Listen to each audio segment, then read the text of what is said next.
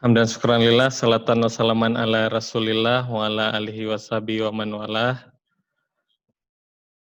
Puji syukur kehadirat Allah Subhanahu wa taala yang melimpahkan kita nikmat iman, nikmat Islam dan kesehatan sehingga kita dapat berkumpul di majelis yang berbahagia ini. Sebelumnya sembari menunggu kehadiran Dr. Roni, di sini kita menyapa teman-teman dari UI. Di sini ada juga alumni dari UI, Dr. Dias Syauki Ihsan, spesialis kedokteran jiwa. Assalamualaikum, dokter. Waalaikumsalam warahmatullahi wabarakatuh. Dan teman-teman dari UNER, ada Dr. Zen Budi dan teman-teman UNER. Assalamualaikum. Waalaikumsalam warahmatullahi wabarakatuh. Mungkin sembari kita menanti Dr. Roni, kita mendengarkan tilawah Al-Quran dari Dr. Rahdi. Kepada Dr. Rahdi kami persilahkan. Oh ya, sebelumnya ini surat Al-Baqarah ayat 25 sampai 27 ya. A'udzubillahi minasyaitonirrajim. Bismillahirrahmanirrahim. Wa basyiril ladzina amanu wa 'amilus solihati anna lahum jannatin tajri min tahtihal anharu kullama ruziqu minha min samaratir rizqa qalu hadzal ladzi ruziqna min qablu wa utu bihi mutasyabiha wa lahum fiha azwajum mutahharatu wa hum fiha khalidun. Innallaha la yastahyi ay yadriba masalam ma ba'udatan fama fawqaha fa ammal ladzina amanu faya'lamuna annahu al-haqqu mir rabbihim wa ammal ladzina kafaru fayaquluna madza aradallahu bihadza masala yudillu bihi katsiran wa yahdi bihi katsiran wa ma yudillu bihi illal fasiqin alladzina yanquduna ahdallahi min ba'di mitsaqihi wa yaqta'una ma amarallahu bihi ayyusala wa yufsiduna fil ard ulaika humul khasirun. Dan sampaikanlah kabar gembira kepada orang-orang yang beriman dan berbuat kebajikan, bahwa untuk mereka disediakan surga-surga yang mengalir di bawahnya sungai-sungai. Setiap kali mereka diberi rezeki buah-buahan dari surga, mereka berkata, inilah rezeki yang diberikan kepada kami dahulu. Mereka telah diberi buah-buahan yang serupa. Dan di sana mereka memperoleh pasangan-pasangan yang suci. Mereka kekal di dalamnya. Sesungguhnya Allah tidak segan membuat perumpamaan seekor nyamuk atau yang lebih kecil dari itu. Adapun orang-orang yang beriman, mereka tahu bahwa itu kebenaran dari Tuhan. Tetapi mereka yang kafir berkata, apa maksud Allah dengan perumpamaan ini? Dengan perumpamaan itu banyak orang yang dibiarkannya sesat dan dengan itu banyak pula orang yang diberinya petunjuk. Tetapi tidak ada yang dia sesatkan dengan perumpamaan itu selain orang-orang fasik, yaitu orang-orang yang melanggar perjanjian Allah setelah perjanjian itu diteguhkan dan memutuskan apa yang diperintahkan Allah untuk disambungkan dan berbuat kerusakan di bumi. Mereka itulah orang-orang yang rugi. Baik, sekian dari saya. Assalamualaikum warahmatullahi wabarakatuh. Hingga nanti di mana bumi berlipat-lipat, semoga kita dapat syafaat dari Rasulullah SAW. Baik, ini telah hadir pemateri kita, Dr. Roni, spesialis kedokteran jiwa, konsultan. Sedikit prolog dari saya. Ilmu kedokteran tidak hanya membahas tentang organ, tapi ada jiwa yang perlu dimengerti. Ada sesuatu yang tidak bisa disentuh dengan pisau bisturi. Ada jiwa yang perlu dipahami dan kita rangkul agar kembali dekat dengan Ilahi Rabbi. Langsung saja materi kita pada malam yang berbahagia ini mencari ketakwaan melalui psikiatri. Kepada Dr. Roni, kami persilakan dengan segala hormat. Baik, bismillahirrahmanirrahim. Assalamualaikum warahmatullahi wabarakatuh. Terima kasih Mas Iqbal atas moderasinya. Saya lihat ini banyak dari teman-teman di UI, di UNER, terus mana lagi ini? Baik, saya mulai. Bismillahirrahmanirrahim. Innal hamdalillah nahmaduhu wa nasta'inuhu wa nastaghfiruh wa na'udzu billahi min syururi anfusina wa min sayyiati a'malina. May yahdihillahu fala mudhillalah wa may yudlilhu fala hadiyalah. Asyhadu an la ilaha illallah wahdahu la syarikalah wa asyhadu anna Muhammadan abduhu wa rasuluh. Innal hamdalillah, sesungguhnya segala yang terindah, segala puji, segala apapun itu hanya milik Allah dan tidak ada yang lebih dari apa yang menjadi milik Allah. Wa nasta'inuhu, dan kita berserah, kita memohon kepada Allah, tempat bergantung hanya kepada Allah.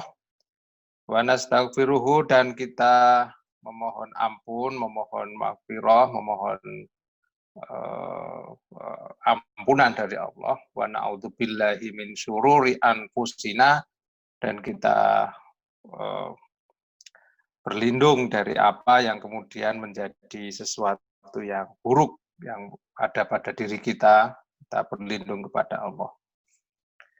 Dan seterusnya sampai kepada kita harus selalu mengingat bahwa kita adalah seseorang yang tidak lain tidak bukan, kita adalah mengikuti Nabiullah Muhammad SAW, dan tidak ada yang kemudian bisa kita lakukan selain mengikuti petunjuk dari Allah melalui Nabi Muhammad SAW.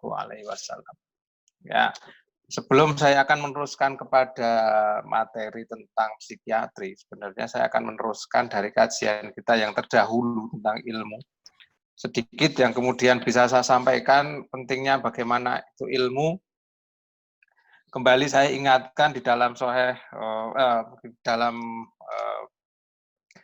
Riyadhus Shalihin disebutkan bagaimana kemudian keutamaan ilmu.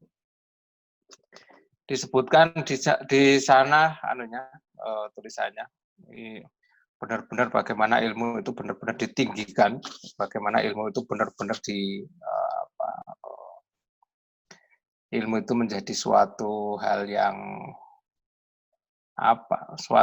yang cukup penting dan sangat penting, di mana itu kemudian diulang-ulang terus. Kita tidak usah ragu lagi ya kalau kita bicara masalah ilmu di dalam Al-Quran. Sudah sejak pertama kali pasti ilmu itu yang dipentingkan pertama kali. Dengan wahyu pertama kali yang diturunkan adalah Iqra, di mana kalau kemudian kita bicara ilmu ya sudah pasti itu semua adalah ilmu. Ya, di dalam hadis disebutkan ad-dunya mal'unah ya. Ad-dunya mal'unun ma fiha. Mal'unu ma fiha. Ya, jadi sebenarnya seluruh apa yang ada di dunia ini itu adalah mal'unah, itu tempat yang kurang baik gitu ya. Mal'unah kalau di dalam arti yang lebih arti bebasnya itu mal'unah itu yang dilaknat. Tapi kalau dilaknat ya terlalu negatif sepertinya ya.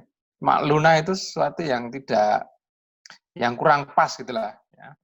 Dunia mal'unah itu, dunia itu adalah tempat yang tidak sesuai ya, tempat yang tidak pas atau tempat yang kurang baik ya. Mal'unun ma fiha. Jadi tempat yang memang dilaknat di dalamnya, ya, semuanya itu memang dilaknat kecuali illa dzikrullah ta'ala, kecuali bagi orang yang berzikir kepada Allah wa mawalahu ya, dengan semuanya itu. berzikir kepada Allah, wa aliman, dan orang yang berilmu, au mata'aliman, atau orang yang mencari ilmu. Jadi semuanya itu di dalam dunia ini itu menjadi hal yang tidak baik ya, kecuali orang yang selalu ingat kepada Allah dan orang yang berilmu. Wa aliman au muta'aliman ya, wa aliman au mata'aliman. Ya, jadi orang yang memang berilmu atau orang yang sedang mencari ilmu. Ya. Artinya kalau kemudian orang mencari ilmu, maka dia akan nantinya akan menjadi orang yang berilmu. Diharapkan begitu. Tapi kalau kita bicara masalah ilmu sendiri ya, di dalam kitabnya Imam Ghazali yang cukup terkenal ya, di dalam Ihya itu disebutkan ilmu itu ada yang ilmu terpuji dan ilmu yang tidak terpuji. Nah, ilmu ada yang fardu kifayah, ada yang fardu ain, itu juga ada. Ya kapan-kapan nanti kita bahas itu ya. Ilmu-ilmu yang terpuji, tidak terpuji, ilmu yang ain, fardu ain sama fardu kifayah gitu ya. Itu kita akan bahas nanti lain waktu ya. Di sini saya akan menekankan bagaimana pentingnya ilmu. Ya. Kalau kita di sini kita pentingnya ilmu adalah ilmu psikiatri menjadi penting ya iyalah kita mempelajari itu. Ya. Kita mata aliman psikiatri. Ya kenapa kita harus begitu ya? Kalau kita mau mencari ilmu ya harus sungguh-sungguh ya, istiqomah. Apa yang kemudian kita dalami ya kita dalami sesungguh-sungguhnya sehingga nanti bisa bermanfaat. Ya. Karena itu tadi dunia itu malunun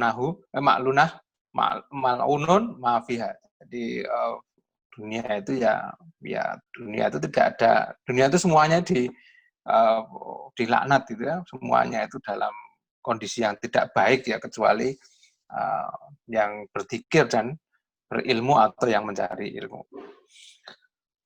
Banyak hadis lain yang menyebutkan tentang keutamaan ilmu juga ya, terkait dengan hal-hal seperti itu. Yang cukup terkenal juga itu tolabul ilmi fardhatun ala tolabul ilmi, sebentar, redaksinya itu ya. Karena ada beberapa yang kemudian menyebutkan sebentar, redaksinya itu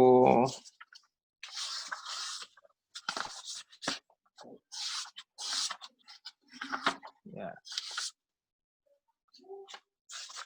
Nah, ada di dalam masih di dalam kitab Ihya itu ya. Utlubul ilma walau bisin. Nah, ada itu disebutkan tuntutlah ilmu walaupun sampai ke Cina. Jadi maksudnya sampai ke negeri yang jauh gitu ya. Waktu itu karena ujung timur itu dikenal di Cina, ujung timurnya. Kalau dari timurnya dari mana? Dari dataran Arab itu paling timur dikenalnya adalah negeri Cina, karena ke timur lagi sudah lautan ya, sudah lautan sehingga dikenal sebagai ya tolabul ilmi fardhatun ala kulli muslimin. Ya. Ada yang menyebutkan ala kulli muslimin wa muslimatin. Ya, jadi tolabul ilmi mencari ini. Ya, tolabul ilmi fardhatun ala kulli muslimin, atau ada yang menyebutkan wa muslimatin ya. Bahwa tolabul ilmi dulu sudah kita bahas, tolabul itu adalah seperti sumur gitu ya. Tolabah itu menggali, itu seperti sumur. Tolabul ilmi jadi menggali ilmu itu sebenarnya adalah wajib ala kulli muslimin, bagi setiap muslim dan muslimah. Ya. Ini dimana kemudian kita kalau berbuat apa-apa maka harus berilmu. Kalau kita berbuat apa-apa tanpa ilmu itu menjadi sia-sia. Itu banyak diterangkan itu di dalam hadis bahwa seseorang itu dalam menjalankan segala sesuatu harus berilmu. Tetapi sebelum kita belajar suatu ilmu, maka ada yang kemudian harus kita ingatkan lagi, yang lebih penting lagi sebelum kita melakukan segala hal, itu adalah terkait dengan masalah niat. Ya, masalah penting sekali. Kenapa? Karena niat itu nanti akan menjadi pegangan kita. Beda ya antara niat dan tujuan, itu beda. Ada yang menyebutkan bahwa tujuan itu ya niatnya dia, tapi ada juga yang itu membedakan. Niat itu artinya sesuatu yang akan dia kerjakan sebelum dikerjakan. Tapi kalau tujuan itu adalah hasil dari apa yang dia kerjakan. Misalnya kalau kemudian ada orang mau makan, kalau makan niatnya apa? Makan niatnya kenyang. Kenyang itu mungkin bisa bukan hasil dari perbuatan makan. Atau niatnya adalah riya itu, Pak. Riya itu apa ya? Riya itu menunjukkan bahwa dia bisa makan gitu. Maka menunjukkan bisa makan itu kan bukan hasil dari perbuatan makan, maka itu bukan tujuan. Jadi niat itu menjadi penting. Di dalam ilmu juga begitu, dalam kita mencari ilmu, maka niat itu adalah menjadi penting. Seperti di dalam hadis arba'in itu, di dalam pertama itu. Yang pertama kali di mana-mana pasti akan disebut bahwa pertama kali sebelum kita melakukan apa-apa, itu yang penting adalah niat. Ya. Bentar saya cek dulu. Oke. Baik. Kalau misalnya ada sesuatu, silahkan nanti di chat atau nanti langsung aja raise hand aja ya. Baik, tentang keikhlasan, bukan keikhlasan, tentang niat ya, tentang niat. Bahwa kita mencari ilmu itu juga harus berawal dari niat. Ya. Dalam hadis pertama kali, dalam hadis arba'in itu, hadis arba'in Nawawiyah itu disebutkan redaksinya begini. Innamal a'malu binniyat. Sesungguhnya a'malu perbuatan-perbuatan manusia ya, dalam hal ini manusia. A'malu diartikan sebagai manusia. Binniyat itu adalah berdasarkan dari niatnya. Wa innama, dan sesungguhnya likulli, dan setiap perbuatan, likulim ri'in, ya, setiap perbuatan, amar, perbuatan, manawa, itu hasilnya itu adalah terkait dengan apa yang diniatkan. Ya, faman kanat, dan barang siapa kanat hijratuhu, ini sebenarnya menjelaskan dari pernyataan di sebelumnya ya. Faman kanat, dan barang siapa kanat hijratuhu, melakukan perbuatan hijrah illallah, karena Allah dan Rasul, wa rasulihi, dan Rasulnya, fa hijratuhu ilallahi wa rasulihi, maka hijrahnya itu adalah karena Allah dan Rasul. Wa man kana, dan barang siapa hijratuhu, yang berhijrah li dunia, karena dunia, yusibuha, karenanya ya, dunia dan karenanya itu, dan apapun itu, awimro'atin yankihuha, atau karena wanita yang akan dinikahinya. Ya. Fahijratuhu, maka hijrahnya itu ila mahajaro ilaih, kecuali karena apa yang menjadi niatnya tadi. Artinya begini, artinya bahwa segala sesuatu yang kemudian kita kerjakan, di sana dikatakan innamal a'malu, amal kita itu semuanya itu, pokoknya semua amal kita ya, amal itu adalah suatu pergerakan, amal apapun ya, amal. Berpikir itu juga kadang bisa menjadi suatu amal. Amal apa? Amal berpikir. Buah berpikir itu bisa jadi ada. Anda berpikir kemudian berbuah, itu sudah menjadi suatu amal. Maka amal-amal kita itu bisa dari amal. Kalau dalam psikiatri kita bicara masalah kognisi, afeksi, dan psikomotor, maka tidak hanya psikomotor saja bahwa itu disebut dengan amal. Kita berniat baik, kemudian berbuah baik, itu juga sudah menjadi suatu amal, bahwa segala sesuatu perbuatan itu adalah terkait dengan niatnya, ya. Innamal a'malu binniyat wa innamal likulli imri'in ma nawa. Jadi segala sesuatu yang terkait dengan apa yang kita lakukan, maka itu harus dengan niat. Nah, amal juga di sana tadi saya terangkan bahwa amal itu tidak hanya sekedar bahwa kita melakukan itu psikomotor saja ya, perbuatan fisik, perbuatan otot ya. Tapi amal itu juga bisa berarti bahwa kita berpikir kemudian berbuah baik, itu juga amal. Kita berpikir jelek kemudian buahnya jelek juga amal, itu juga suatu amal. Ya, maka amal itu kemudian kita bisa artikan bahwa innamal a'malu, apapun yang kemudian kita pikirkan, apapun yang kemudian kita akan rasakan, kemudian kita hasilkan, kita lakukan, maka itu tergantung dari niatnya. Niat Anda apa berpikir, maka itu nanti akan hasilnya yaitu. Ya. Di dalam psikiatri itu nanti kita akan ada begini. Seseorang itu bisa mempunyai suatu konsep berpikir manakala dia itu menerima suatu informasi. Saya ini sambil masuk ke dalam masuk dalam teori-teori dalam psikiatri. Nah, nanti sambil jalan nanti kita akan ya campur lah, nggak usah dibeda-bedakan. Ya. Di dalam psikiatri itu nanti kita sebelum kita lihat konsep berpikir seseorang, maka kita akan melihat bagaimana konsep itu muncul. Ya. Konsep muncul itu pasti karena apa? Karena dia itu ada suatu informasi yang masuk. Jadi gini,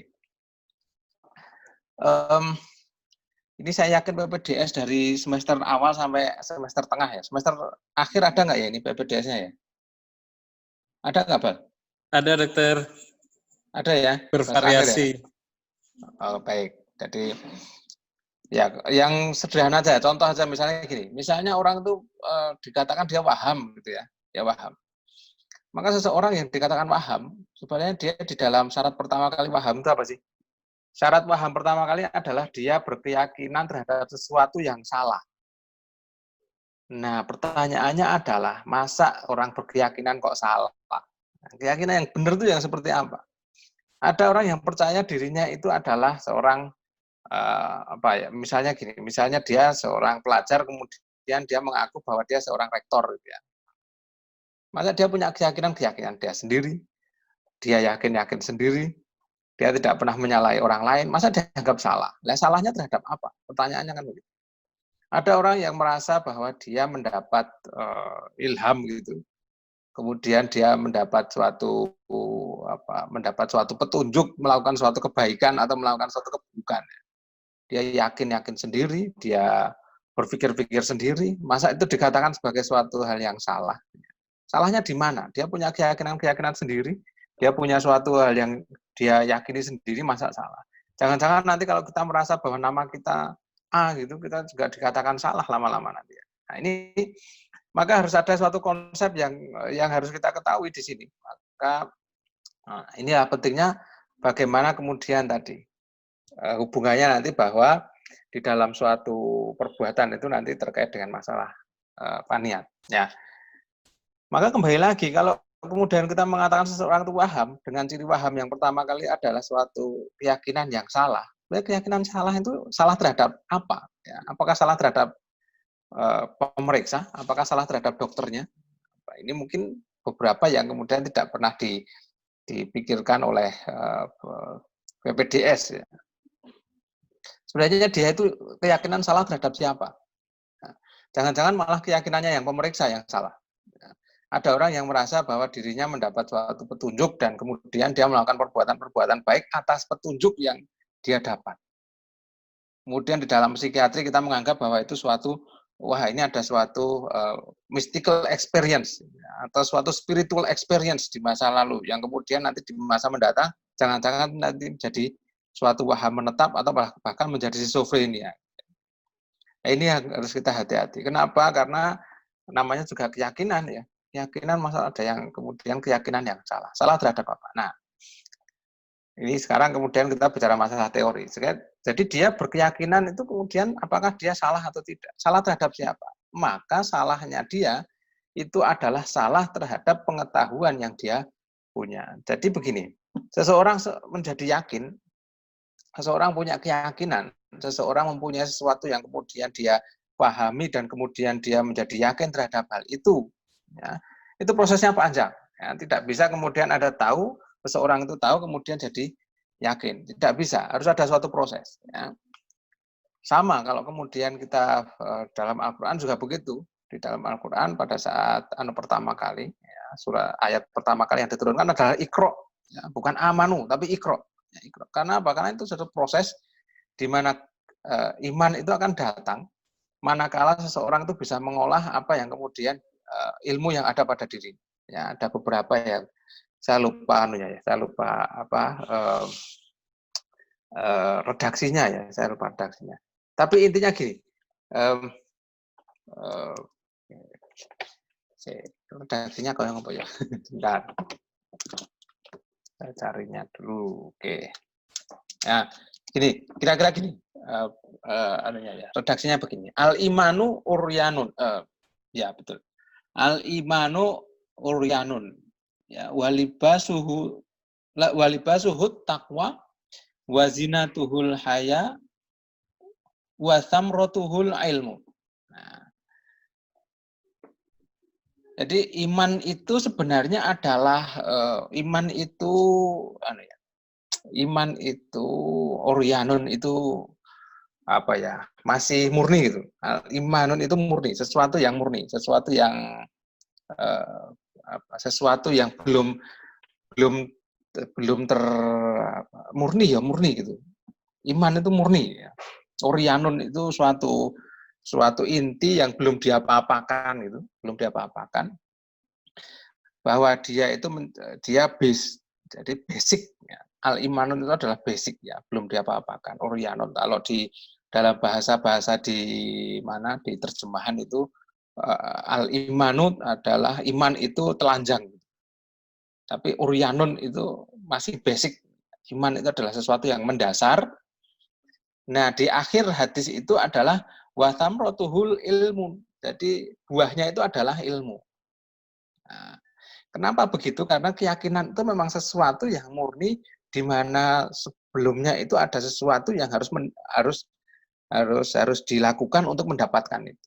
Ya, seseorang bisa yakin itu kalau sudah di dalam suatu proses. Nah, di dalam teori kognisi, di dalam psikiatri, maka kembali lagi, orang itu dikatakan paham, orang yakin terhadap sesuatu. Ya, jangan sampai kemudian kita salah dalam mengartikan paham itu. Jangan sampai kemudian kita menganggap bahwa orang yang berbeda keyakinan, berbeda sesuatu yang diyakini terhadap kita, kemudian kita katakan waham. Maka dikatakan waham, kenapa? Karena dia berbeda dengan apa sih? Dia salah terhadap apa?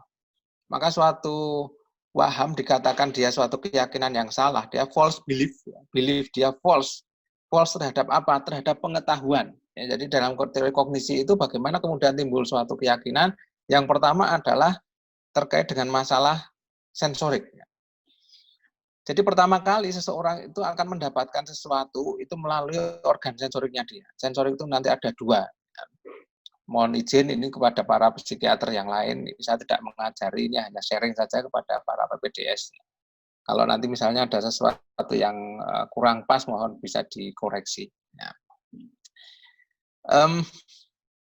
Jadi pertama kali apapun itu nanti akan masuk ke dalam sensorik manusia. Nah, sensorik itu nanti dibagi menjadi dua. Yang pertama adalah organ sensorik, yang kedua adalah persepsi sensorik. Ya, jadi persepsi sensorik itu ada di pusat-pusat sensoriknya, dan dia nanti akan terkumpul menjadi suatu pusat sensorik yang nantinya akan ada suatu persepsi sensorik.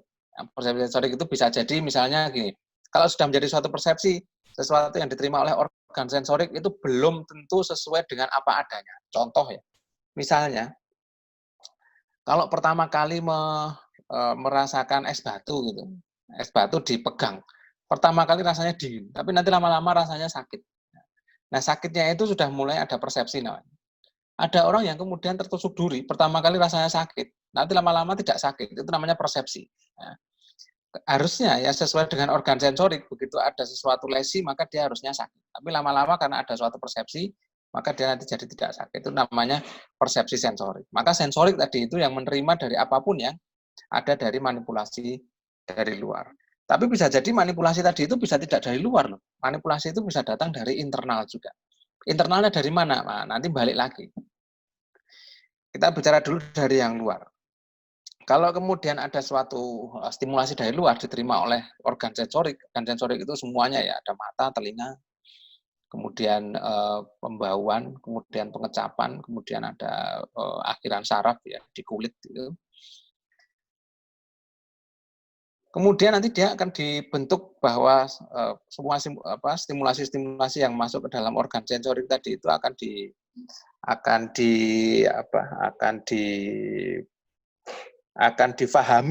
difahami oleh seseorang, oleh manusia itu nanti menjadi suatu menjadi data dulu. Nah, data itu kalau kemudian nanti berkumpul, banyaknya data, banyaknya stimulasi sensorik yang masuk dari mata, dari telinga, dari hidung, dari pembauan, itu nanti kalau berkumpul, itu nanti akan menjadi suatu data. Nah, data tadi kalau kemudian berkumpul sesama data, nanti akan berkumpul menjadi informasi. Nah, kenapa kok kemudian dia bisa berkumpul menjadi satu? Ya misalnya ya, sensorik, persepsi tadi kemudian ada berkumpul. Kenapa kok bisa berkumpul? Karena ada asosiasi. Nah, ini harusnya ada gambarnya ya, tapi saya nggak ini nggak ada adanya di. Kan nanti kapan-kapan nanti kita betul kajian yang mendatang mungkin kalau masih saya yang bicara nanti kita akan bahas lagi terkait dengan hal itu. Jadi begini, kalau kemudian sensorik itu nanti diterima kemudian menjadi data, itu kenapa kok dia bisa berkumpul dan menjadi suatu data berkumpul menjadi suatu informasi? Karena apa? Karena ada sesuatu yang dinamakan asosiasi. Nah, asosiasi ini yang kemudian kita pahami di dalam perjalanan kognisi. Asosiasi ini menjadi penting. Asosiasi ini timbul karena apa? Karena ada persepsi. Sensorik itu kalau dipersepsi, semua kumpulan persepsi yang diasosiasikan, maka nanti dia menjadi data. Nah, data itu juga menjadi suatu persepsi. Persepsi tadi itu, kalau ada diasosiasikan, maka data-data tadi itu akan menjadi suatu informasi. Informasi yang banyak, nah, persepsi informasi tadi itu yang banyak, maka nanti akan menjadi suatu pengetahuan. Nah, jadi informasi yang banyak itu menjadi suatu pengetahuan. Nah, sampai di sini, sampai pada titik pengetahuan ini, maka sudah banyak hal yang kemudian dilakukan oleh sistem kognisi kita untuk artinya untuk membuat suatu pengetahuan. Nah, asosiasi ini terkait dengan apa sih? Kalau kita belajar di psikiatri, maka asosiasi ini akan terkait dengan yang namanya neurotransmitter yang disebut dengan dopamin. Kalau persepsi itu akan terkait dengan neurotransmitter yang disebut serotonin. Maka gini, kalau kita menerima segala sesuatu yang terkait dengan sensorik, kita menerima stimulasi dengan sensorik, pada saat kita neurotransmitter serotonin kita itu dalam keadaan yang kurang baik, baik itu dalam kondisi turun atau kondisi terlalu naik atau kondisi yang tidak pas, maka nanti persepsinya juga tidak pas. Contoh misalnya kalau kita menerima suatu stimulasi sensorik dalam keadaan marah, contoh ya, dalam keadaan marah. Sehingga apa? Sehingga sensorik tadi itu akan menjadi irritable. Pada saat irritable, yang tadinya mendengar suara itu atau mendengar musik itu biasa-biasa saja, maka saat kemudian serotonin tadi pada saat tidak pas, yang terjadi itu adalah apa yang kemudian kita terima di sensorik itu menjadi tidak pas juga. Yang tadinya itu suara musik yang enak, suara musik yang biasa kita dengar, suara musik yang ya enak didengar, itu menjadi sesuatu yang menyakitkan. Karena apa? Karena persepsi yang kemudian dikarenakan serotonin yang tidak sesuai, entah jumlahnya, entah dia itu afinitasnya, entah dia itu kerjanya kurang tidak fisiologis dan seterusnya. Itu demikian juga dengan yang kalau dia jadi data, menjadi data. Misalnya kita melihat warna. Warna itu pada saat masuk ke dalam organ sensori kita, warna itu warna itu hanya sebuah gelombang, ya, gelombang dengan ukuran tertentu. Saat dia kemudian digabungkan dengan gelombang yang lain, kemudian ada informasi dari yang lain, maka dia menjadi data. Data apa? Oh, warna apa? Warna hijau. Ya. Kemudian dia akan membuat suatu informasi bahwa segala sesuatu dengan panjang gelombang yang hampir mirip dengan itu warnanya hijau. Maka kita kemudian ada sesuatu hijau yang kita ketahui ada misalnya hijau daun, ada yang hijau muda, hijau tua, dan seterusnya. Itu sudah sampai pada tingkat pengetahuan di mana ada persepsi dan asosiasi yang cukup kompleks di sana. Nah, setiap dari step tadi itu pasti ada peran dari serotonin dan dopamin. Ya, gampangnya begitu. Nanti kalau bicara masalah yang lain, asetilkolin dan seterusnya nanti jadi kuliah. Ya, besok lagi kalau mau kuliah. Oke, saya teruskan. Nah, dari kemudian informasi-informasi yang berbentuk pengetahuan tadi itu, maka di sini orang sudah mempunyai suatu pengetahuan. Nah, pengetahuannya dia apa ya? Tergantung dari apa yang kemudian dimasukkan. Di sisi lain, selain jalur ini masih ada yang nanti namanya jalur memori. Ya, jalur memori. Nanti ada jalur eksekusi, ya beda-beda lagi. Nah, ini harusnya digambar, ya, tapi ya nggak apa-apa, saya cerita saja. Dari pengetahuan, kemudian pengetahuan yang berkumpul jadi satu, pengetahuan itu juga persepsi sebenarnya. Nah, persepsi pengetahuan tadi itu, makanya sering kali kan kemudian kita bilang kalau pengetahuan itu selalu dinamis, pengetahuan itu selalu berubah. Betul, ya, karena pengetahuan sendiri itu adalah pengetahuan itu adalah suatu persepsi. Nah, pengetahuan yang banyak tadi kemudian diasosiasikan antara satu pengetahuan dengan pengetahuan yang lain, maka kita akan menjadi paham. Nah, sampai di paham ini kita masih ada suatu peran serta dari serotonin dan dopamin dalam membuat suatu asosiasi. Nah, sampai di sini, sampai dalam pemahaman ini orang sudah mulai berbeda nih pemahamannya. Ada orang yang mengatakan bahwa hijau daun itu warna sebagai X. Ada orang yang paham bahwa hijau muda lah yang X. Ada yang mengatakan, oh ini hijaunya hijau campur campur biru misalnya gitu. Dalam pemahaman ini sudah mulai terjadi sesuatu yang kemudian banyak ya, heterogen, sudah mulai heterogen pemahaman. Nah, di dalam pemahaman ini, kalau kemudian dia bergabung dengan pemahaman yang lain, pemahaman-pemahaman yang banyak tadi itu, kemudian diasosiasikan, maka inilah yang kemudian menjadi suatu konsep. Nah, maka kalau kemudian orang itu sudah sampai dalam konsep, maka dia sudah tidak akan ada seharusnya seseorang itu tidak akan lagi terjadi suatu perbedaan. Ya, kalau sudah pada taraf konsep, artinya begini. Artinya kalau kemudian dia sudah pada taraf kumpulan dari semua pemahaman yang berbentuk konsep, maka konsep ini tidak bisa lagi diperdebatkan ya. Contohnya misalnya gini, ada kemudian makanan, ada makanan soto, ada bakso, ada kemudian makanan martabak misalnya gitu ya. Maka kalau kita bicara masalah pengetahuan dan pemahaman, maka kita masih akan bicara bahwa martabak dan soto itu adalah berbeda. Tapi kalau dalam konsep, maka dalam konsep enak, maka semuanya menjadi enak. Martabak ya enak, soto ya enak. Ya. Nah ini sudah dalam konsep. Kalau sudah dalam taraf konsep itu sudah sebenarnya tidak bisa dipertentangkan lagi. Karena dia sudah menjadi konsep. Ya. Konsepnya apa ini? Konsepnya adalah makanan berkuah. Maka kalau konsepnya makanan berkuah, ya soto sama bakso ya sama-sama dia.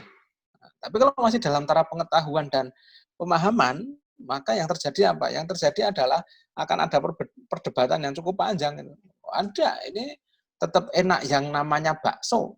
Karena apa? Karena enak tadi itu tidak dalam suatu konsep, tapi enak dalam suatu pemahaman. Pahamnya dia apa? Pahamnya bahwa yang enak itu ya bakso, yang enak itu ya hanya soto. Tapi kalau sudah dalam konsep sebenarnya, yang dikedepankan apa? Konsepnya. Konsepnya apa? Enak, ya sudah. Bakso enak, soto enak. Nah, konsep inilah yang seharusnya kemudian inti dari konsep itu akan mengerucut menjadi suatu keyakinan. Nah, kalau kemudian dalam suatu konsep ini sudah tidak ada lagi sebenarnya peran serta dari dopamin seharusnya. Seharusnya dopamin di sini sudah minimal, yang ada hanya serotonin. Karena apa? Karena di dalam suatu keyakinan konsep itu menjadi kepada hal yang dasar lagi. Ya. Dasar apa? Dasar dari apa yang dia terima di sensoriknya dia. Ya. Sensoriknya dia mengatakan apa? Ya enak, ya sudah. Gitu. Persepsinya dia enak, ya sudah, enak. Maka konsep-konsep inilah yang kemudian nantinya dia akan mengerucut menjadi suatu yang disebut dengan belief. Nah, jadi konsep, inti dari semua konsep tadi itu akan mengerucut menjadi belief. Di sini peran serta dopamin itu sudah minimal. Kalau di sini peran serta dopamin itu masih tinggi, maka yang terjadi adalah banyak hal yang kemudian akan kurang pas ya. Karena apa? Karena dopamin dan serotonin itu nanti di beberapa bagian dia akan menjadi kontra Kalau dopaminnya naik, serotoninnya turun. Kalau serotoninnya naik, dopaminnya turun. Nanti akan terjadi begitu di beberapa tempat di otak kita. Maka sebenarnya di dalam konsep inilah peran dopamin itu sudah minimal ya, peran dopamin. Yang ada adalah apa? Yang ada adalah peran serotonin yang lebih tinggi. Artinya apa? Artinya dikembalikan kepada persepsi awal pada saat penerimaan stimulasi dari luar atau stimulasi dari internal ke dalam sistem sensorik manusia.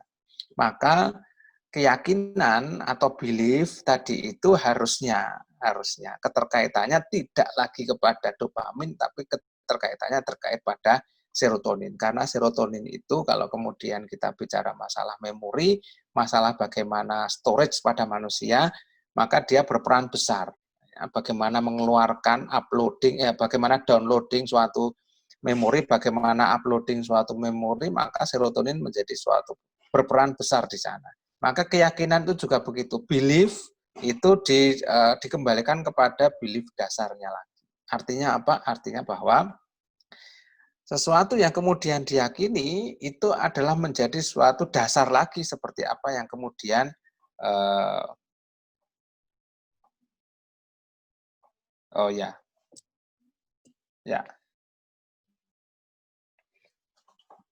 Jadi kalau kemudian belief tadi itu atau keyakinan itu, maka dia harusnya menjadi basic lagi, menjadi dasar lagi, ya, menjadi dasar lagi. Makanya kadang bahwa orang itu tadi kembali lagi kepada yang dikatakan waham tadi, suatu keyakinan yang salah, maka dia salah terhadap apa sih keyakinannya tadi itu? Keyakinannya tadi menjadi salah manakala salahnya terhadap pengetahuannya dia. Nah, dia dikatakan menjadi false belief, ya, belief yang salah terhadap pengetahuannya dia, bukan pemahamannya, pengetahuannya dia. Karena apa? Karena kalau kemudian dia itu selaras antara pengetahuannya dia dengan keyakinannya dia, maka mau tidak mau kita tidak bisa mengatakan, ya, kalau ini hanya satu false belief tadi, ya, hanya satu indikator, ya. Kita tidak bisa mengatakan bahwa itu false belief, ya, kalau yang dia yakini dan pengetahuannya dia selaras. Tapi begitu pengetahuannya dia dan keyakinannya dia itu tidak selaras, maka itu kita bisa katakan false belief. Bagaimana kalau kemudian keyakinannya dia dengan data atau sensoriknya dia yang kemudian berbeda, maka itu yang nanti disebut dengan halusinasi. Maka ada di beberapa buku disebutkan halusinasi itu yakinnya terhadap apa yang dia dengar itu hampir itu sama dengan apa yang dia yakini terhadap pengetahuannya dia. Nah, terhadap apa yang salah dari pengetahuannya dia tadi. Itulah yang disebut dengan waham. Maka seseorang yang kemudian disebut dengan syarat pertama waham, yaitu false belief, itu adalah syarat pertama waham itu adalah false belief. False terhadap apa? False terhadap pengetahuannya, bukan yang lain. Bukan terhadap konsepnya. Karena konsep dengan keyakinan itu kadang menjadi sesuatu yang urut-urutan saja. Orang kalau sudah punya konsep, maka dia akan punya keyakinan. Orang punya konsep bahwa A itu jelek, ya sudah, maka dia akan yakin bahwa A itu jelek. Maka yang bisa merubah konsepnya siapa? Yang bisa merubah konsepnya adalah pengetahuannya dia. Maka di dalam sistem kita, sistem untuk mengubah suatu perilaku, maka ada yang disebut dengan pengajaran. Pengajaran itu artinya apa? Merubah pengetahuan, bukan merubah keyakinan. Tidak, keyakinan nanti akan berubah dengan sendirinya manakala ada suatu pengajaran. Suatu keyakinan bisa berubah manakala ada suatu pengajaran-pengajaran tertentu, pendidikan-pendidikan tertentu yang kemudian akan bisa merubah apa yang dia yakini.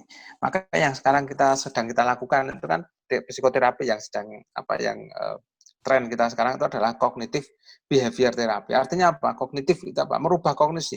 Kognisi apa yang kita rubah? Salah satunya adalah kognisi terkait dengan pengetahuan. Bagaimana dia tahu terhadap depresinya, bagaimana dia tahu terhadap rasa sedihnya dia, bagaimana dia tahu terhadap stresornya dia, bagaimana dia tahu terhadap faktor-faktor yang berperan pada kehidupannya dia, bagaimana dia tahu tentang pengobatannya dia. Maka itulah untuk merubah apa yang dia yakini dari suatu hal yang dia rasakan atau dia pikirkan, maka yang dirubah adalah pengetahuannya. Nah, ini yang terkait dengan masalah keyakinan tadi itu. Maka kalau kemudian kita mengatakan bahwa ini orang ini mempunyai false belief, maka false belief terhadap apa? Terhadap pengetahuannya dia. Makanya di dalam suatu penegakan diagnosis yang kemudian kita mengatakan bahwa itu waham, harus hati-hati, ya. Karena apa? Karena itu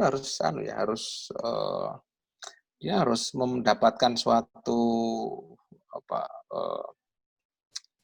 dia harus digali secara dia harus digali secara mendalam ya. Karena menggalinya kita tidak hanya sekedar bahwa dia meyakini atau tidak, tapi sampai pengetahuannya dia. Bagaimana dia bisa mendapatkan pengetahuan itu? Bagaimana dia memahami pengetahuan itu? Bagaimana dia kemudian membuat konsep dari pemahaman itu? Membuat suatu keyakinan yang kemudian dia false terhadap pengetahuannya dia. Itu yang pertama ya, yang pertama. Sehingga di dalam kita memahami suatu keyakinan, maka step-step tadi itu harus kita ketahui dulu ya, bagaimana kemudian ada suatu asosiasi. Oh, asosiasinya ini tepat atau tidak? Maka seharusnya asosiasi ini harusnya tepat. Maka bagaimana agar asosiasinya tepat? Nah, di sana nanti ada suatu faktor yang kemudian faktor itu cukup penting untuk membuat suatu persepsi dan asosiasi. Faktor ini gunanya untuk apa? Untuk menyeimbangkan. Menyeimbangkan apa? Menyeimbangkan persepsi. Persepsi itu apa sih? Persepsi itu adalah sebenarnya keseimbangan neurotransmitter yang ada di organ sensorik dan di pusat sensorik. Begitu dia seimbang, maka dia akan ada timbul persepsi. Kalau dia tidak seimbang, ada mispersepsi nanti. Maka ada gangguan persepsi. Contohnya pada halusinasi ya, gangguan persepsi. Antara yang di sensorik dan di pusat sensorik itu nanti tidak seimbang, maka dia akan terjadi suatu halusinasi, mispersepsi. Ya, atau malah dispersepsi, tidak hanya mis. Ya. Nah, apa yang kemudian menjadi faktor penyeimbang tadi itu? Yang menjadi faktor penyeimbang adalah ilmu. Nah, ilmu yang sudah dia dapatkan sebelumnya.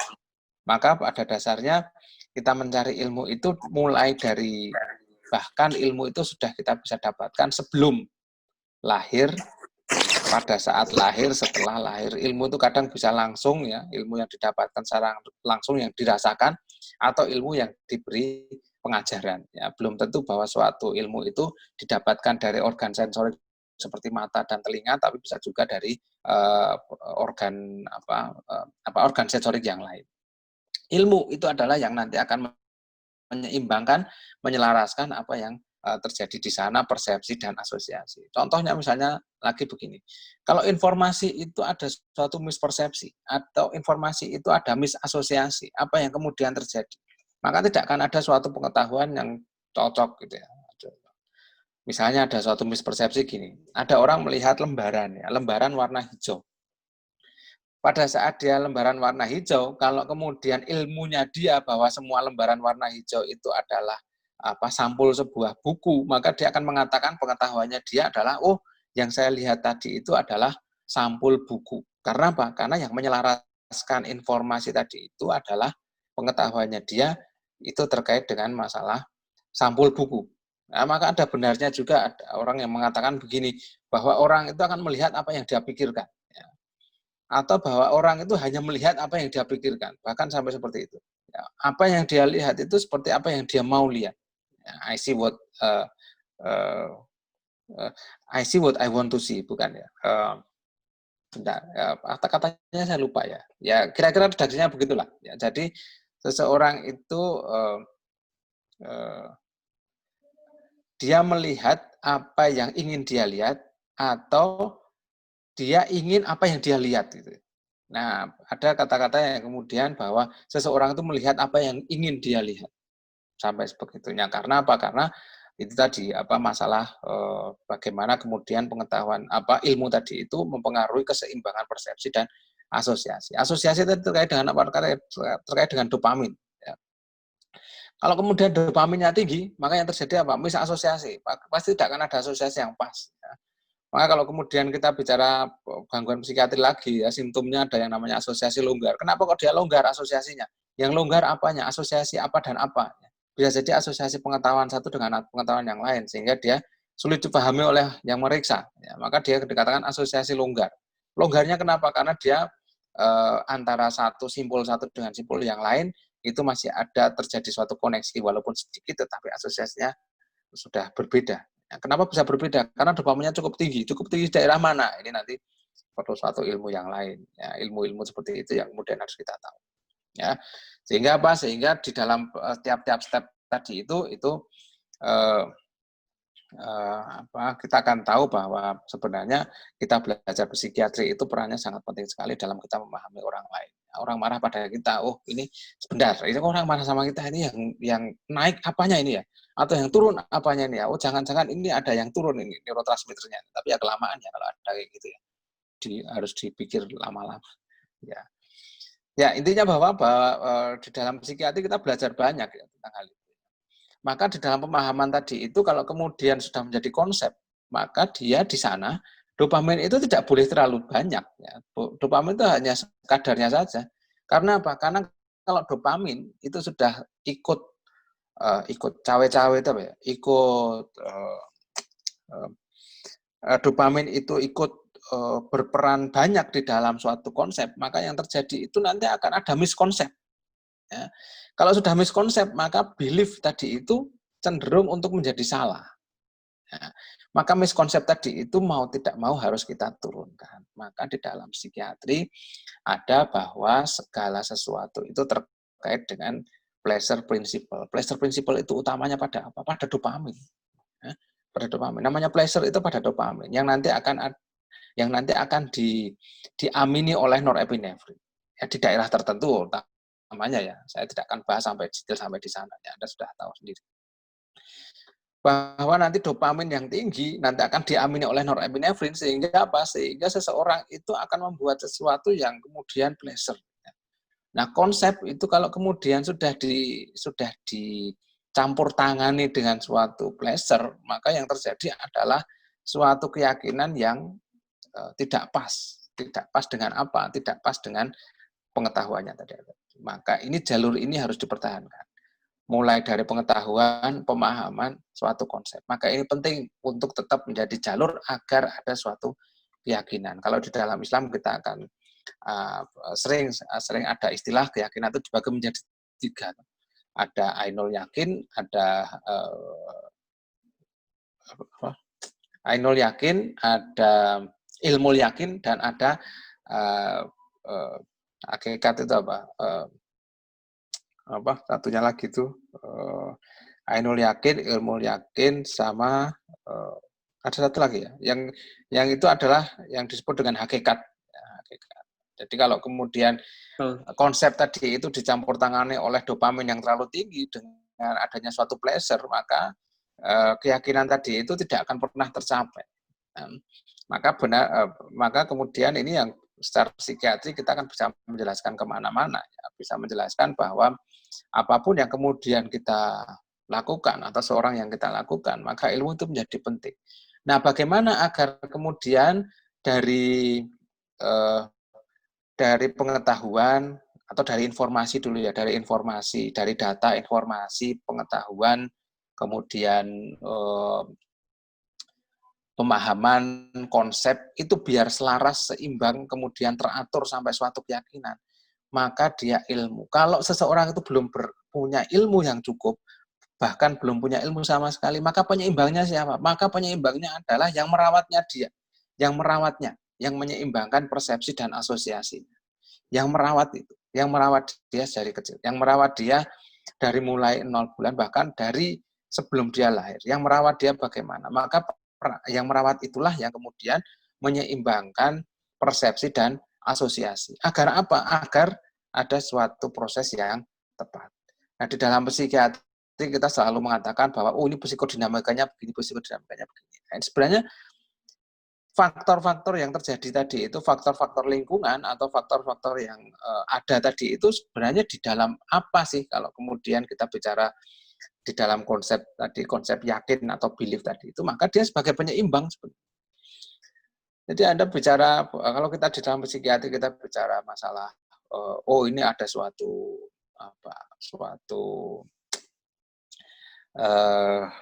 fiksasi di fase oral, fiksasi di fase anal dan seterusnya. Ini menurut Piaget ini adalah konsep sensorik motorik, atau mungkin menurut psikoseksual ini secara sosial ini kurang baik dan seterusnya. Itu ya kita bicaranya adalah masalah bagaimana menyeimbangkan dari proses tadi itu menjadi suatu yakin. Saat proses tadi itu tidak pas, saat proses tadi itu tidak selaras, saat kemudian dia itu diasuh dengan suatu situasi yang tidak seimbang antaranya serotonin di daerah tertentu dengan dopamin tadi itu maka yang terjadi apa? Yang terjadi proses berjalannya dari pengetahuan, pemahaman, konsep sampai yakin ini juga jadi tidak pas. Ya, sehingga apa? Sehingga kita harus kemudian bicara bahwa kalau pengetahuan itu menjadi salah satu faktor penting di dalam kemudian kita merubah yang disebut dengan false belief tadi itu. Maka kita lakukan yang namanya kognitif terapi. Ya, kognitif terapi dengan segala macam caranya tadi itu. Ini salah satu contoh saja terkait dengan masalah bagaimana dalam psikiatri kita bisa banyak hal yang kemudian kita temukan di sana untuk tahu bagaimana untuk kemudian kita bisa tadi mewarnai suatu keimanan, mewarnai suatu tadi kan dikatakan ya al imanu uryanun, iman itu sesuatu yang basic ya, sesuatu yang masih polos itu. Al imanun itu sebenarnya polos ya. Nah buahnya apa? Buahnya ilmu. Ya, ilmu itu menjaga apa? Menjaga tadi perjalanan dari keselarasan dari apa yang persepsi, kemudian asosiasi, berjalannya dari informasi menjadi pengetahuan, pengetahuan menjadi suatu pemahaman, pemahaman menjadi suatu konsep, konsep menjadi suatu keyakinan. Pada saat konsep, ya, saya ulangi lagi ya, pada saat konsep itu kemudian ada faktor dopamin yang tinggi, ada suatu kerja dopamin yang berlebihan, ada suatu kerja dari pleasure di sana, ada suatu kerja dari norepinefrin di sana pada konsep yang nanti akan kemudian bercampur tangan kepada keselarasan serotonin, maka yang terjadi apa? Yang terjadi iman tadi tidak lagi polos. Iman tadi akan bercampur dengan yang namanya riya. Iman tadi akan bercampur dengan ujub. Iman tadi akan bercampur dengan sesuatu yang ya miskonsep ya, jadi miskonsep ya. Contohnya begini. Ini masih dalam teori kognisi ya. Ada suatu pemahaman begini, ada suatu pemahaman bahwa bukan pemahaman ya, sebenarnya cara yang dipahami, Seseorang bisa paham dengan baik manakala dia belajarnya ya, menggali dalam belajar ya, dalam proses belajar dia menggunakan metode mendengar. Contohnya aja, mendengar. Ada yang dengan metode melihat. Ada yang dengan metode mengerjakan. Maka dia akan bisa belajar, dia akan bisa paham. Nah, pemahaman-pemahaman itu yang kemudian dia capai saat kemudian menjadi konsep.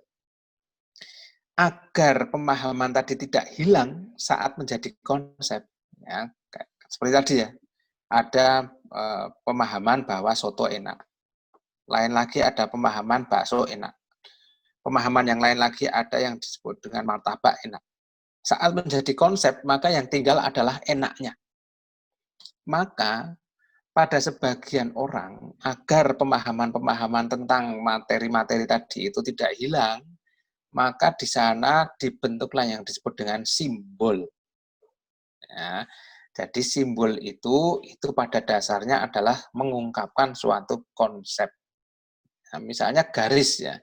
Garis itu sebenarnya dia menyimbolkan apa? Konsep dari suatu garis itu apa sebenarnya? Oh, kalau misalnya ada suatu garis, kalau garisnya lurus, oh berarti itu konsep jalan lurus misalnya gitu. Kalau garis itu bengkok ke kanan, kemudian ada seperti tanda segitiga, maka oh itu penunjuk jalan ke kanan, itu konsep. Ya. Orang menjadi paham karena apa?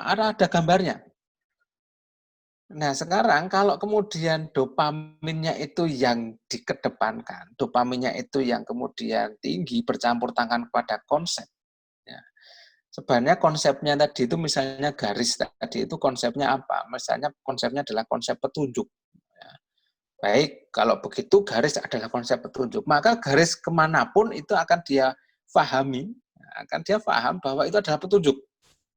Ya.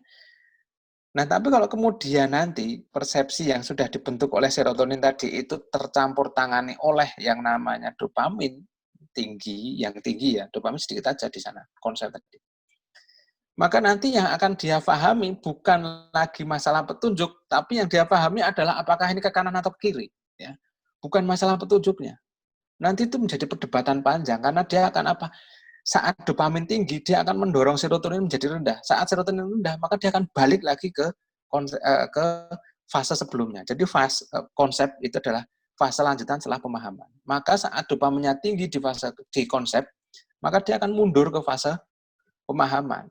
Yang terjadi apa? Maka dia akan berargumentasi dengan banyak hal terkait dengan masalah kalau garis ke kanan dan ke kiri itu beda. Gitu. Itu sebenarnya bukan lagi konsep. Ya. Kalau orang masih berdebat apakah konsep ini berbeda, apakah ini benar atau salah, maka dia bukan berada dalam konsep. Dia berada di dalam fase pemahaman atau di dalam fase pengetahuan. Yang bisa diperdebatkan adalah di fase pemahaman dan fase pengetahuan.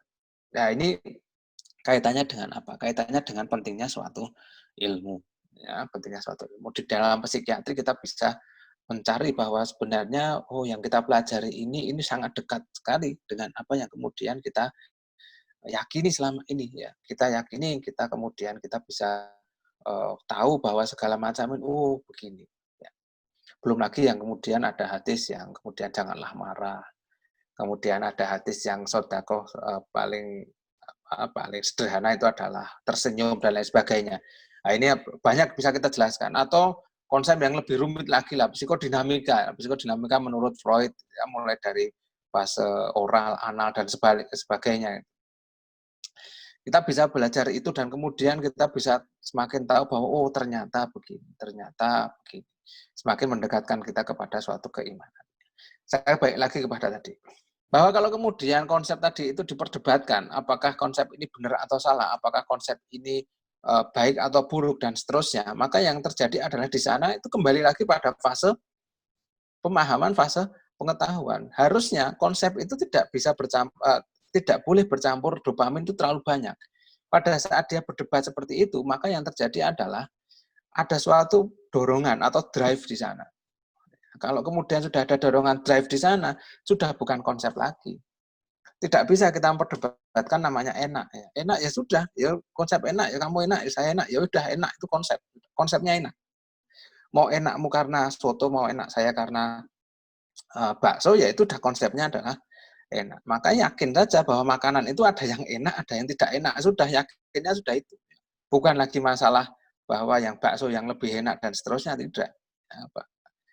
Kalau sudah berdebat bakso itu lebih enak daripada soto, itu kemudian balik lagi mundur kepada fase pemahaman. Ini yang bisa diterangkan di dalam psikiatri yang kita pelajari, bahwa di dalam kognisi saja itu ada suatu hal yang kemudian harus runtut, ya, harus runtut. Nah, sekarang ada suatu masalah yang cukup signifikan sekarang.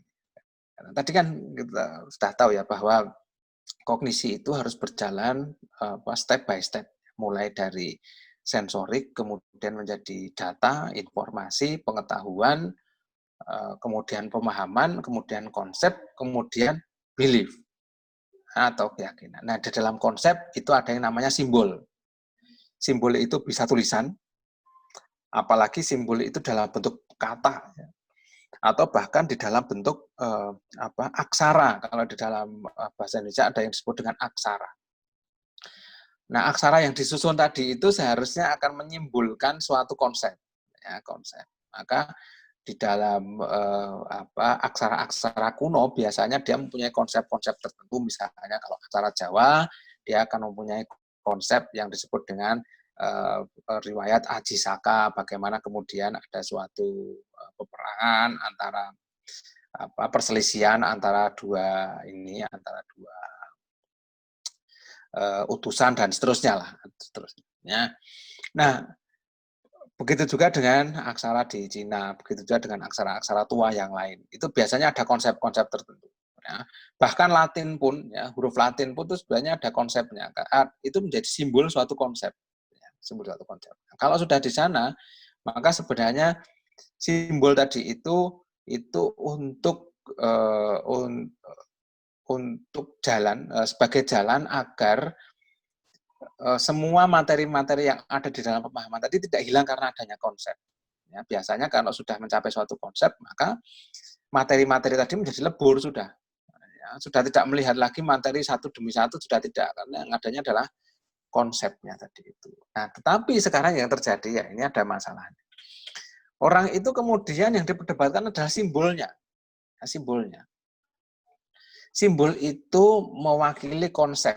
Simbol itu bukan mewakili suatu keyakinan. Nah, ini di dalam teori kognisi harus dipahami begitu ya. Kalau keyakinan itu tidak bisa disimbolkan, yang bisa disimbolkan itu adalah konsepnya. Contoh. Ada orang mengaku dia itu pintar, gitu ya, pintar. Maka yang kemudian dia akukan bahwa dia sebagai pintar, itu apakah bisa disalahkan? Oh, dia ngaku-ngaku sendiri. Ya. Dia mengaku dia pintar sendiri, ya sah-sah saja, boleh saja, tidak bisa disalahkan. Kemudian dia menyimpulkan dengan gambar Einstein misalnya. Gambar Einstein itu bukan dirinya yang pintar loh ya. Gambar Einstein adalah konsep suatu kepintaran. Jadi konsep yang digambarkan Einstein itu sebagai suatu kepintaran, bukan dirinya yang pintar yang disimbolkan. Ini menjadi suatu hal yang sekarang menjadi suatu hal yang di dalam teori kognisi ini menjadi suatu hal yang menjadi wah ini parah ini sekarang ini. Karena apa? Karena orang itu malah yang diperdebatkan adalah masalah simbolnya. Oh, kalau simbol ini hitam itu simbolnya ini berarti keyakinannya ini. Wah, simbol ini keyakinannya ini dan seterusnya. Bagaimana meluruskan? Ini saya langsung menjawab ya. Ini ada pertanyaan dari Mbak Susi, Mbak Susi Rangkai. Bagaimana meluruskan konsep dan belief yang keliru? Tadi saya sudah sebutkan, kembali lagi pada pengetahuan. Maka pengetahuan itu terus-menerus diberikan. Ya. Yang penting adalah istiqomah, suatu hal yang kemudian kita berikan, titiknya adalah pada istiqomahnya. Terus-menerus diulang, terus-menerus, sehingga dia menjadi suatu pemahaman dan satu konsep. Nah, tidak hanya sekali dua kali ya, pengetahuan itu diberikan berkali-kali sehingga nanti akan menjadi suatu ritual ya. Di dalam nanti kalau ada teori belief lagi panjang nanti ya.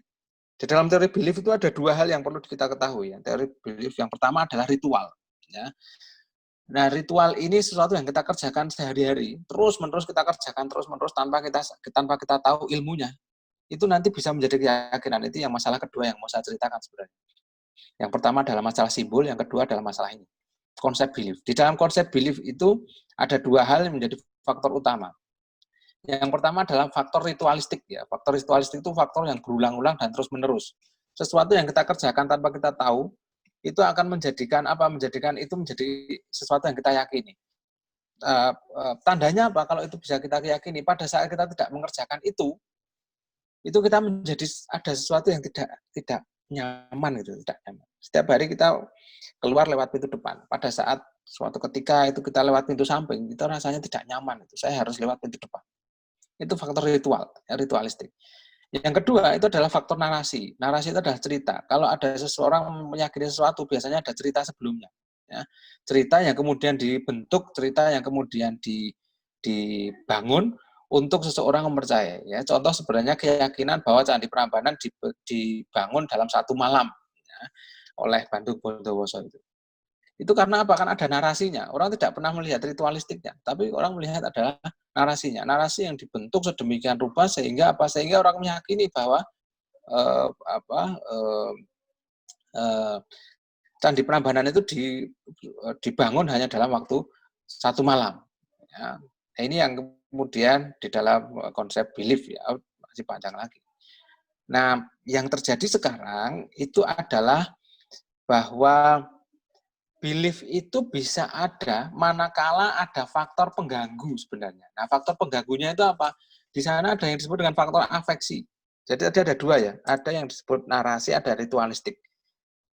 Belief itu bisa muncul karena dua hal ini saja, sudah cukup.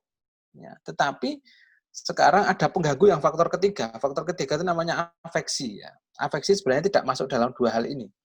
Afeksi itu jadi begini, kalau yang ngomong si A, saya percaya. Tapi kalau ngomong si B, walaupun itu benar, saya nggak percaya. Karena saya tidak afeksi terhadap si B. Karena saya ada kedekatan afeksi dengan si A, maka si A ngomong salah akan saya percaya. Itu faktor afeksi. Itu nggak boleh. Nggak boleh. Seperti yang dikatakan Ali ya, bahwa jangan kau melihat apa yang diriwayatkan ya dari Ali.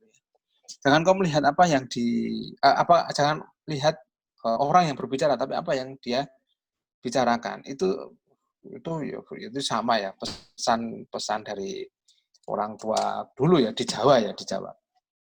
Kalau kemudian orang itu menimba ilmu, yang pertama itu kalau orang mencari ilmu itu yang pertama itu jangan terlalu banyak ilmu yang kemudian salah dalam menerima. Ya. Kalau di dalam bahasa Jawanya itu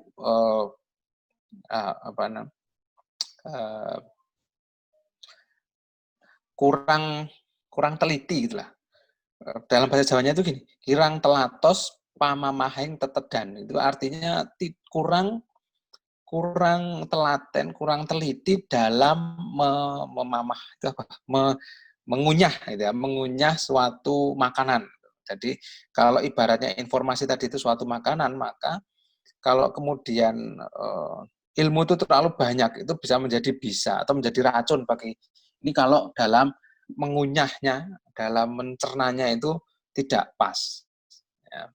Maka yang penting adalah apa? Yang penting adalah bagaimana seseorang itu bisa mencerna dan mengunyahnya dan mencerna dengan baik. Maka yang tadi yang dirubah apa? Yang dirubah adalah pengetahuannya. Ya, pengetahuan dirubah dengan cara apa? Dengan cara itu diulang-ulang terus. Nah, kembali lagi bahwa yang kemudian, monggo nanti kalau ada yang bertanya lagi silahkan. Ya, langsung aja. Oh iya, Mas Iqbal, kita sampai jam berapa ya? Ini sudah 1 jam lebih. Mas Iqbal? Iya, dokter, sampai 9:30, dokter. Sampai 9:30 ya? Kemudian sesi pertanyaan.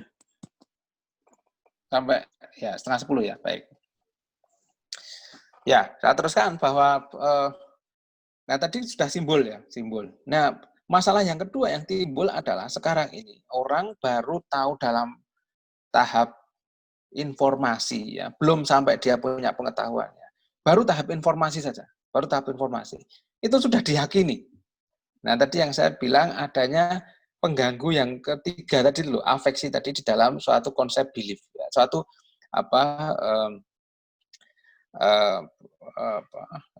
keyakinan, ya, suatu perjalanan keyakinan. Nah, itu ada pengganggu ketiga, afeksi. Orang sekarang ini banyak sekali ya, saya temui itu baru tahu informasinya, baru dia mendapatkan data informasi, belum sampai pengetahuan. Itu sudah diyakini. Yang terjadi apa? Ada suatu lompatan 2 fase. Ya. Yang pertama adalah pemahaman. 3 fase malah. Ada 3 fase. Ya, dari Mbak Sari. Di mana sekali info berita terkadang, tetapi yang dokter sampaikan, faktor afeksi dan rasa sangat mempengaruhi dan percaya tidak berarti. Bagaimana cara kita memfilter? Dengan ilmu, Mbak.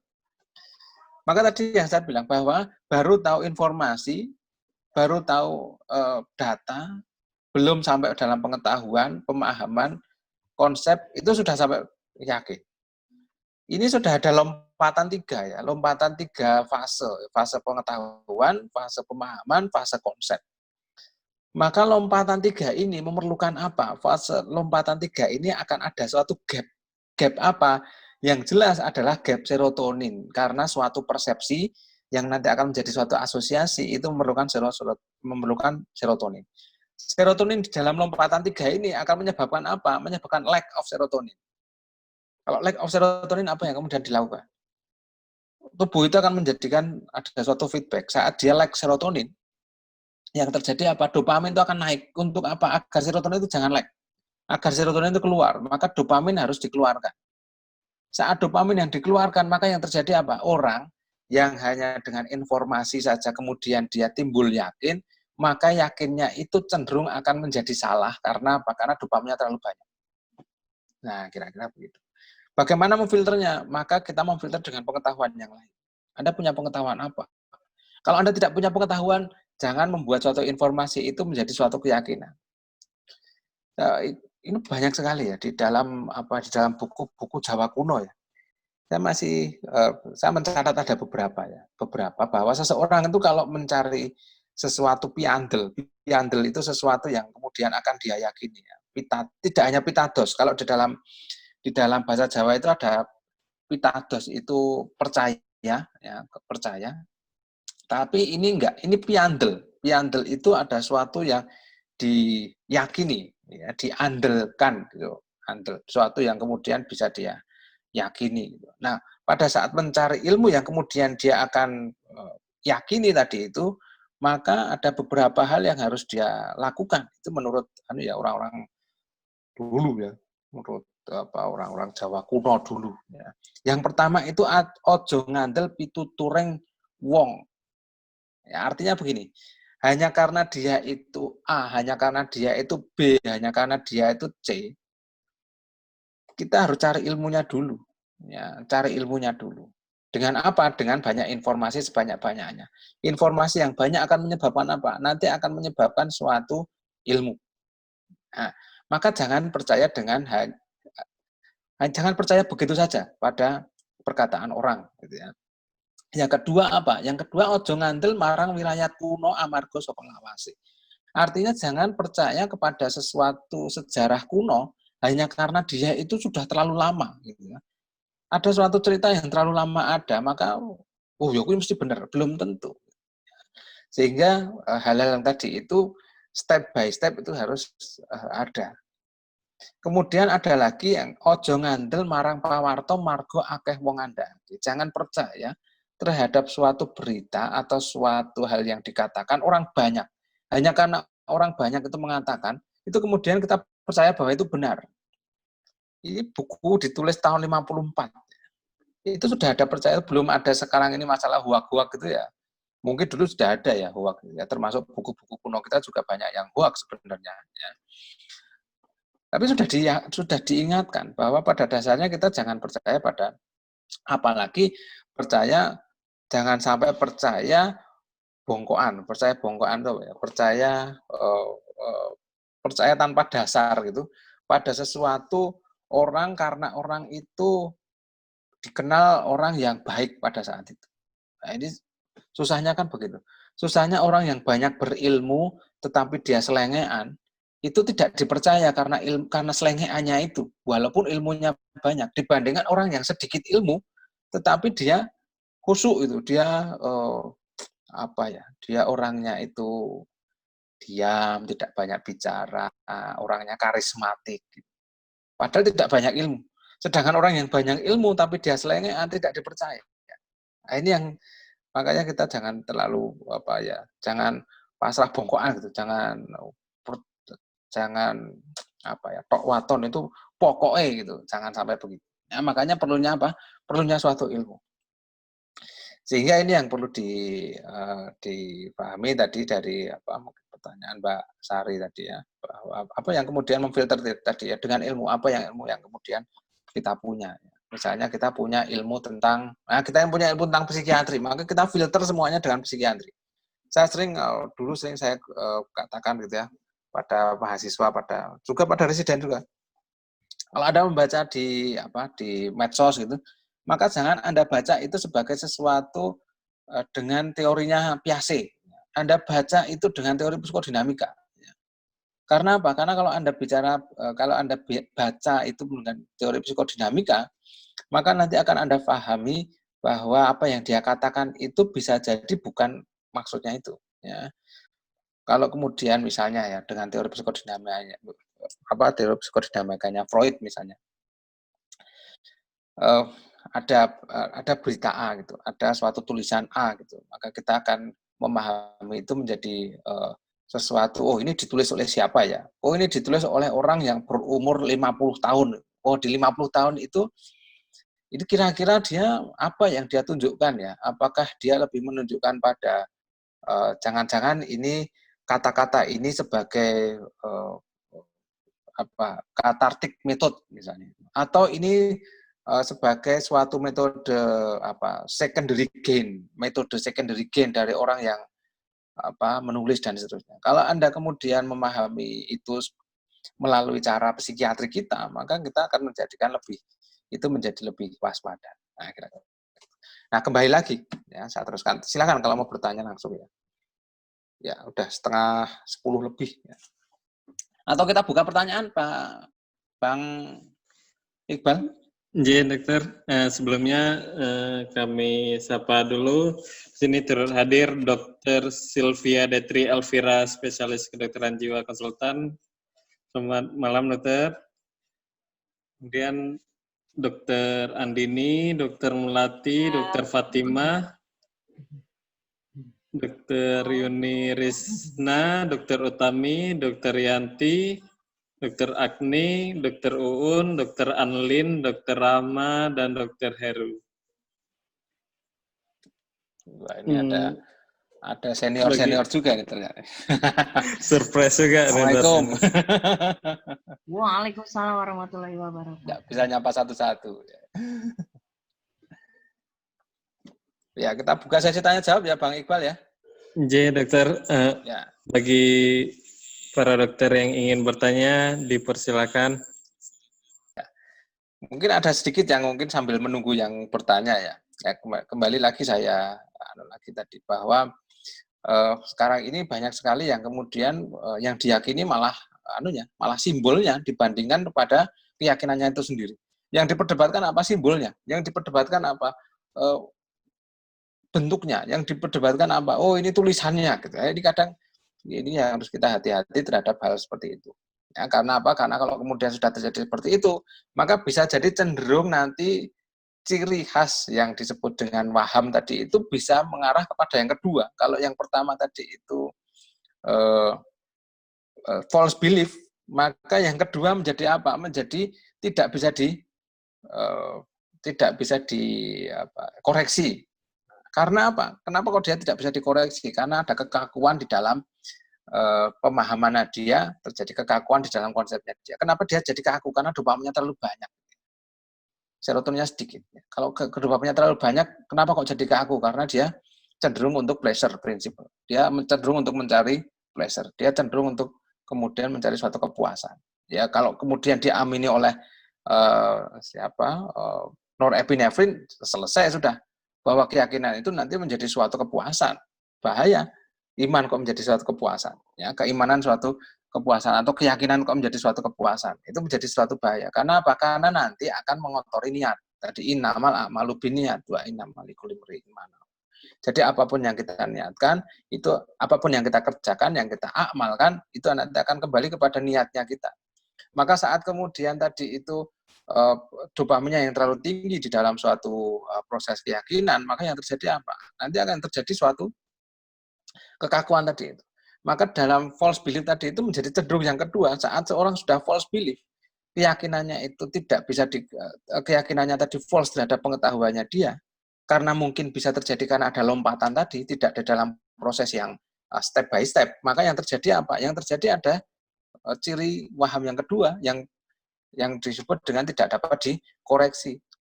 Kenapa tidak dapat dikoreksi? Karena kalau sudah tidak dapat dikoreksi, maka nanti akan cenderung yang ketiga, egosentrik. Saat sudah egosentrik, maka dia akan bilang begini, sudah kaku, egosentrik itu maksudnya apa? Egosentrik nanti akan terjadi suatu, dia akan menjadi suatu pusat dari segalanya. Maka kalau kemudian dia sudah merasa menjadi pusat segalanya, maka dia yang benar, karena dia menjadi pusat segalanya, dia yang benar, orang di luar dia menjadi salah. Ini menjadi bahaya sekali di dalam suatu keyakinan. Ya, karena apa? Karena kalau sudah keyakinan itu menjadi false terhadap suatu pengetahuannya, dia tidak dapat dikoreksi, dan dia bersifat egosentrik, mau tidak mau ya kita harus mengatakan bahwa itu menjadi suatu waham. Ya. Jangan-jangan kita ini juga waham bersama, jangan-jangan kita ini. Kita menjadi suatu keyakinan, kita tidak dapat dikoreksi, dan kita bersifat egosentrik. Maka yang terjadi apa? Yang terjadi adalah suatu waham. Jangan sampai itu suatu waham yang terjadi pada diri kita, maka kita kembalikan kepada niatnya, kita kembalikan pada step by step-nya melalui apa? Melalui ilmu. Ilmu apa yang kita tahu, bagaimana kemudian mengaplikasikannya, ilmu yang baik, ilmu yang paling baik adalah ilmu yang diaplikasikan. Ilmu yang dipelajari adalah yang terbaik dari ilmu yang dipelajari adalah ilmu yang disampaikan kepada orang lain. Ada ada hadisnya, tapi saya lupa ininya, redaksinya bagaimana. Ya, kira-kira intinya begitu. Ya. Maka kalau kita mendalami psikiatri, maka ilmu kita di dalam psikiatri untuk menuntun kita menjadi sesuatu yang baik, menuntun kita kepada suatu keyakinan yang benar, keyakinan yang baik. Mungkin gitu, Pak Iqbal. Ya, dokter. Ya. Sekali lagi kami ucapkan terima kasih kepada para guru, para senior, dan teman-teman dari psikiatri FKUI, Dr. Awan, Dr. Rahdi, Dr. Rapsodi, dan teman-teman lainnya, dan teman-teman dari FK UNAIR, Dr. Zain Budi, Dr. Fazia, Dr. Nisa, dan lainnya, dan Chief Umum UGM, Dr. Ade, dan seluruh Sivitas FIB Gamma. Jadi dapat kita ambil kesimpulan pada kajian malam yang berbahagia ini. Yang pertama, talabul ilmi faridatun ala kulli muslimin. Jadi menuntut ilmu adalah kewajiban kita sebagai seorang muslim. Jadi kita perbaharui lagi niat kita, semoga dengan menuntut ilmu psikiatri semakin bertambah ketakwaan kita kepada Allah. Amin. Sangat banyak Dr. Roni bahas pada malam yang berbahagia ini, mulai dari neurotransmitter sampai ainul yakin, ilmul yakin, dan hakul yakin. Semoga semakin bertambah keimanan kita, semoga semakin semangat kita untuk menjadi khairun nas anfa'uhum linnas. Amin. Amin ya rabbal alamin. Sekali lagi kami ucapkan terima kasih kepada Dr. Roni, spesialis kedokteran jiwa, kepada sama-sama Dr. Sylvia Petri Elvira, spesialis kedokteran jiwa, Dr. Sultan, Dr. Kamelia Malik, spesialis kedokteran jiwa, terima kasih, Dr. Dias, Dr. Melati, Dr. Fatimah, Dr. Yuni, Dr. Utami, Dr. Yanti, dan dokter-dokter semua yang telah berhadir. Semoga kita dapat berkumpul dan bersilaturahmi lagi di kajian ke depan. Mungkin ke depan tuan rumah dari UI dan UNAIR, insya Allah. Amin. Baik, kita tutup dengan memperbanyak istighfar. Astagfirullahaladzim, astagfirullahaladzim, astagfirullahaladzim, astagfirullahaladzim, astagfirullahaladzim. Kita tutup dengan doa kifaratul majlis. Subhanakallahumma wa bihamdika, asyhadu an la ilaha illa anta, astaghfiruka wa atubu ilaik. Terima kasih kepada dokter-dokter semua. Semoga terus semangat dalam menebar kebaikan. Assalamualaikum warahmatullahi wabarakatuh. Terima kasih Dr. Roni atas semuanya, dokter.